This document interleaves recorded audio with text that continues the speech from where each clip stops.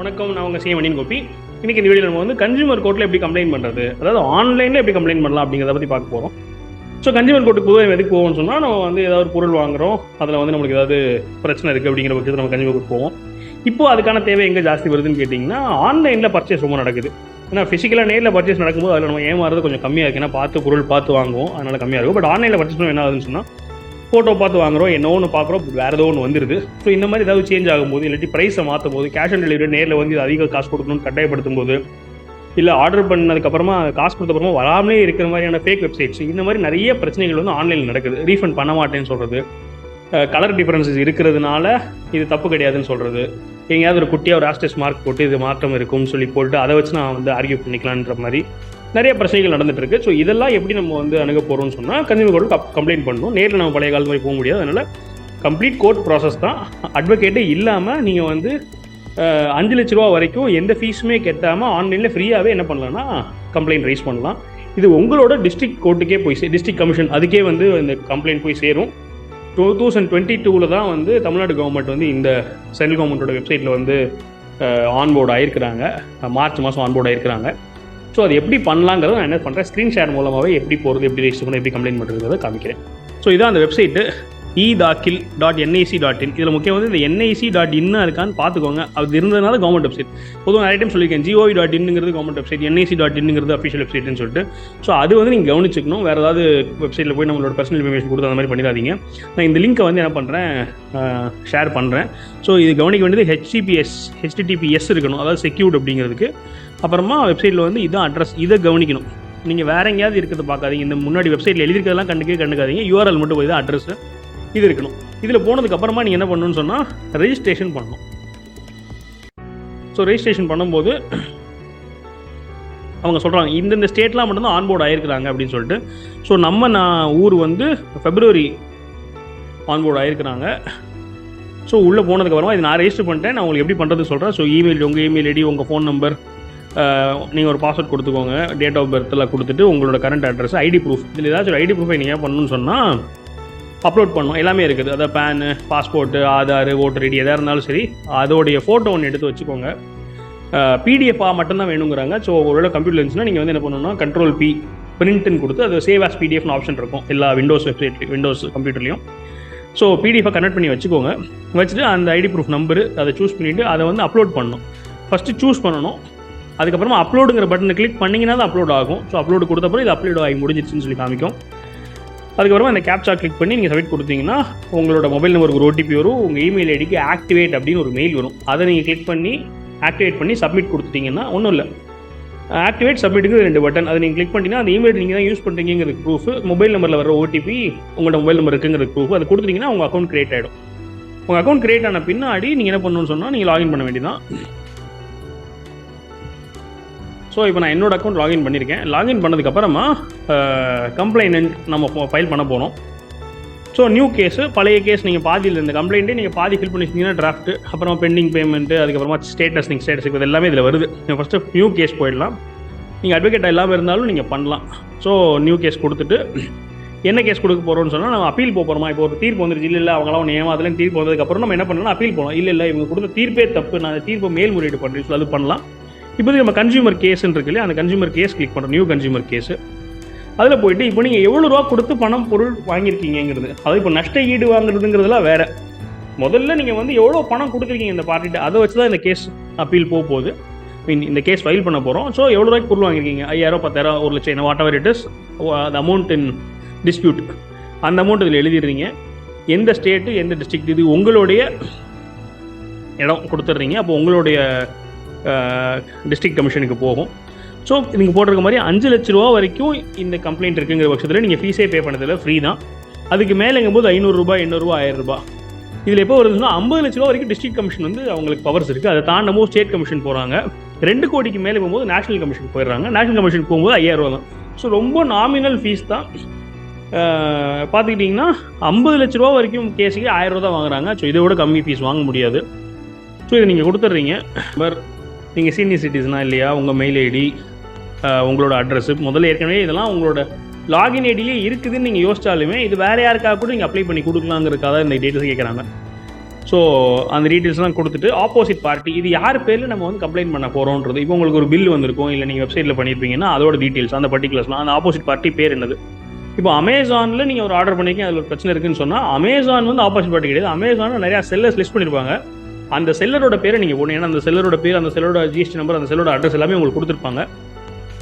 பொதுவாக இந்த மாதிரி ஒரு பெரிய பார்ட்டி அமேசானோ ஃப்ளிப்கார்ட் இந்த மாதிரி ஸ்விக்கி இந்த மாதிரி ஆள்கிட்ட போகிறதுக்கு அந்த மாதிரி அக்ரிகேட்டர் பிளாட்ஃபார்ம் மூலமாக நீங்கள் பர்ச்சேஸ் பண்ணுறீங்கன்னு சொன்னால் நேரடியாக அந்த பார்ட்டியை வந்து கன்சூமர் கோர்ட்டில் நீங்கள் போகிறதுக்கு முன்னாடி அமேசானில் நீங்கள் கம்ப்ளைண்ட் பண்ணலாம், ஃப்ளிப்கார்ட்டில் கம்ப்ளைண்ட் பண்ணலாம், ஓலா, ஊபர் அவங்க கிட்ட கம்ப்ளைண்ட் பண்ணிங்கன்னா இன்னும் கொஞ்சம் சீக்கிரம் வேலை முடிஞ்சிடும். அதுலேயும் உங்களுக்கு பதில் கிடைக்கலன்ற பட்சத்தில் இதுக்கு போகலாம். இல்லாட்டி காமனாக பப்ளிக்காக நீங்கள் வந்து ஏதோ ஒரு வெப்சைட் பார்த்தேன், அதில் போய் நான் காசு கொடுத்தேன், அதில் ஏதாவது ஒரு பண்ணேன்னு சொன்னால் அதை வந்து நீங்கள் என்ன பண்ணிக்கலாம்னா ஸ்ட்ரைட்டாக இதுக்கே வந்துக்கலாம். அவங்க பதில் சொல்லேங்கிறதுனால தான் நம்ம வரோம். ஸோ அவங்களோட பர்டிகுலர்ஸ் எல்லாத்தையும் கொடுத்துட்றீங்க. அவங்களோட பர்டிகுலர்ஸ்லாம் கொடுத்த பின்னாடி நீங்கள் தான் அட்வொகேட் வச்சுருக்கீங்கிற பட்சத்தில் உங்கள் அட்வொகேட்டோட பர்டிகுலர்ஸ் கொடுத்துக்கலாம். அவர்கிட்டே ஃபோன் பண்ணி அவர் டீட்டெயில்ஸ் கேட்டுக்கலாம். இல்லை அட்வொகேட் அப்ளை பண்ணுறாருன்ற பட்சத்தில் அவரோட டீட்டெயில்ஸ் கொடுக்க போகிறாரு. பட் இது கம்பல்சரி கிடையாது. நீங்கள் இன்றைக்கி டிக் பண்ணிங்கன்னா அதை ஃபில் பண்ணணும். டிக் பண்ணாட்டி நீங்களே ஸ்ட்ரெயிட்டாக கம்ப்ளைண்ட் ரைஸ் பண்ணுற மாதிரி தான். இது என்ன கேஸ் சம்மரி, என்ன தான் பிரச்சனை நடந்துச்சுங்கிறது நீங்கள் வந்து எவ்வளோ சுருக்கமாக முடியுமோ அவ்வளோ சுருக்கமாக நீங்கள் வந்து போக வேண்டியதான். இது வந்து அடிஷ்னல் கம்ப்ளைண்ட்ஸு.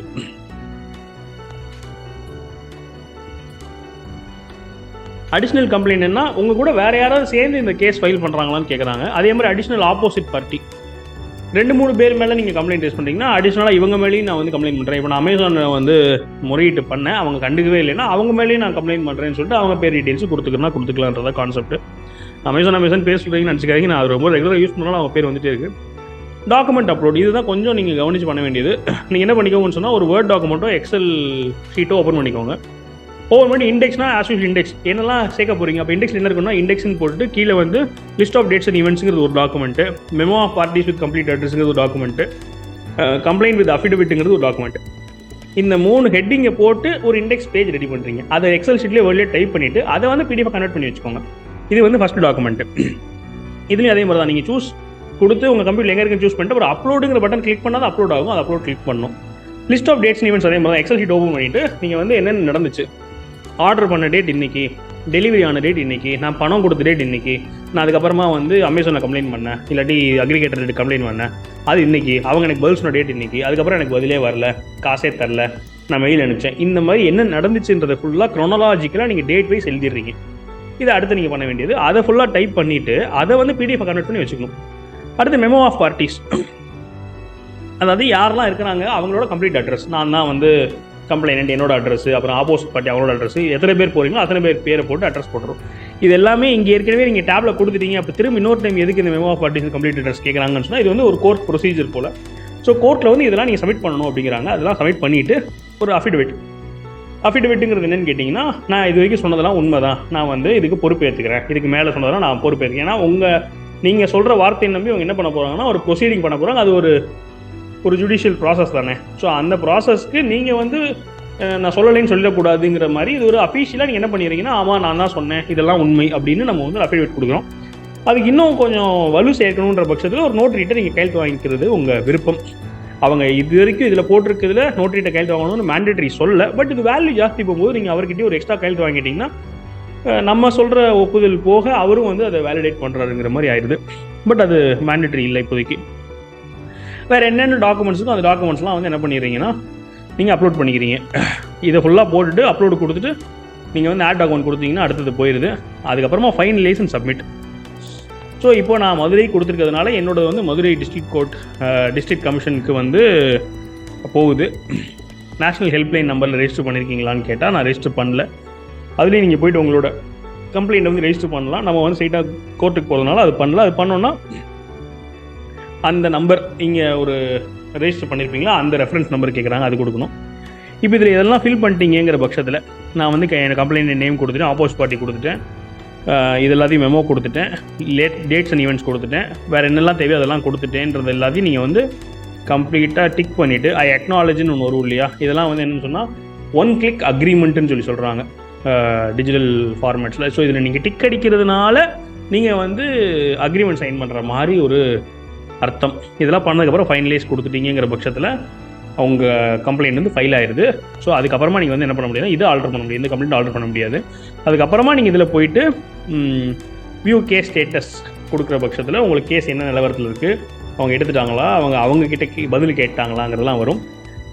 உங்களுக்கு இந்த மாதிரி கேள்வி வருதுன்ற பட்சத்தில் கம்பெனிக்கு வேறு யாராவது கேஸ் ஃபைல் பண்ணியிருக்காங்கிற பட்சத்தில் நீங்கள் வந்து ரிப்ளை கொடுக்கலாம். உங்கள் ரிப்ளைக்கு என்ன ஸ்டேட்டஸுங்கிறத ரிப்ளை ஸ்டேட்டஸில் செக் பண்ணிக்கலாம். இது உங்களோட மெயில் ஐடியில் நீங்கள் பார்த்தீங்கன்னா உங்கள் அக்னாலஜ்மெண்ட் அதோட ஸ்டேட்டஸ்லாம் வந்துட்டு இருக்கும். ஸோ நான் வந்து டீட்டெயில்டாக ஸ்க்ரீன்ஷாட்லேயே காமிச்சிட்டேன் எப்படி பண்ணணுங்கிறத நீங்கள் ட்ரை பண்ணுங்கள். இது டெஃபினட்டாக ஊரில் எல்லாரும் ஏமாந்துட்டே தான் இருக்குது. இந்த ஏமாறது ஜாஸ்தியாக இருக்கிறதுனால உங்களுக்கு ஒருவேளை இது வந்து உபயோகமாக இல்லைனாலுமே உங்கள் சுற்றி இருக்க ஃப்ரெண்ட்ஸ் அண்ட் ஃபேமிலிஸ்க்கு டெஃபினட்டாக இது வந்து யூஸ்ஃபுல்லாக தான் இருக்கும். அதனால் நீங்கள் கொஞ்சம் என்ன பண்ணுங்கள், சங்கடப்படாமல் இதை ஷேர் பண்ணிடுங்க, உங்களோட சர்க்கிள் எல்லாம் ஷேர் பண்ணுங்கள். ஸோ தட் யாராவது எங்கே ஏமாறுறாங்களோ அவங்க வந்து ஒரு 5-10 மினிட்ஸ் வேலை தான். இது பண்ணுறதுனால என்ன நடவடிக்கை வருங்கிறது வந்து அந்த கேஸ் டு கேஸ் அது மாறும். ஸோ உபயோகமாக இருந்திருக்கும்னு நம்புகிறேன். நம்ம இந்த மாதிரி என்ன பண்ணலான்னு சொன்னால் எல்லா டெக்னாலஜி யூஸ் பண்ண இந்த மாதிரி ப்ரிவென்டிவ் மெஷர்ஸ், கரெக்டிவ் மெஷர்ஸ் நம்ம என்னென்னு கற்றுக்கிட்டே இருந்து அதை மற்றவங்கள்ட்ட ஷேர் பண்ணுறது வந்து ஒரு ஹெல்தி சொசைட்டிக்கு மூவ் ஆகும்னு நினைக்கிறேன். ஏன்னா இது நம்ம ஏமாறுறோம், நம்ம கம்ப்ளைண்ட் பண்ணுறதை தாண்டி அந்த ஃப்ராடு வந்து என்ன ஆகும்னு சொன்னால் அந்த சிஸ்டம்லேருந்து வெளியே போயிடும் இல்லையா. அப்போ வேறு யாரோ ஃபியூச்சரில் ஏமாறாமல் இருப்பாங்க. நம்மளுக்கு இது ஒரு 100 ரூபா மேட்ரு, 200 மேட்ரு, 1000 ரூபா போயிட்டு போட்டோம்னு நினைக்காம அவரை வந்து நீங்கள் என்ன பண்ணணும்னு சொன்னால் நிறுத்ததுனால நாளைக்கு யாரோ ஒருத்தவங்க ஏமாறாமல் இருப்பாங்கங்கிறதுக்காக கூட இதை பண்ணலாம். ஸோ இது உங்களுக்கு உபயோகமாக இருக்குன்னு நினச்சிங்கன்னா நீங்கள் என்ன பண்ணுங்கன்னா வீடியோக்கு லைக் பண்ணிட்டு ஷேர் பண்ணுங்கள். உங்களுக்கு சந்தேகங்கள் இருந்துச்சுன்னா கமெண்ட் செக்ஷனில் கேளுங்க. நம்ம சேனலில் நம்ம என்ன பண்ணுறோம்னா டெய்லி ஒரு informative content on money matters, finance, income tax, business இது மாதிரி போய் பண்ணிகிட்ருக்கோம். இது உங்களுக்கு உபயோகமாக இருந்துச்சுன்னா நம்ம சேனல் சப்ஸ்கிரைப் பண்ணிக்கோங்க. மேலும் வீடியோ சந்திக்கிறேன். வணக்கம்.